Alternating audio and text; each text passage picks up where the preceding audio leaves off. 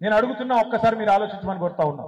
ప్రభుత్వం వచ్చిన కొత్తలో డిసెంబర్ 2023లోనే ఆనాడు 1,06,00,000 అప్లికేషన్లు తీసుకున్నారు ప్రజాపాలన పేరు మీద. 1,06,00,000 అందులో ఏమేమి అడిగినారు? ఒకటే అప్లికేషన్లు అన్ని ఇండ్రి, ఎవరికి రేషన్ కార్డులు కావాలి, ఎవరికి పెన్షన్లు కావాలి, ఎవరికి రైతు భరోసా కావాలి, ఎవరికి నెలకు 2,500 కావాలి, ఎవరికి సిలిండర్ కావాలి, ఎవరికి కరెంట్ ఫ్రీ కావాలి, అన్ని రాయిండ్రి మాకు ఇయ్యండ్రి అన్నారు. ఇది ఎప్పుడు? డిసెంబర్ 2023లో. ప్రజాపాలన అన్నారు, 1,06,00,000 దరఖాస్తులు తీసుకున్నారు. తీసుకొని మరి సంవత్సరం దాటిపోయింది. ఏమైందా మళ్ళా అంటే మళ్ళా దరఖాస్తు పెట్టుకుంటారు.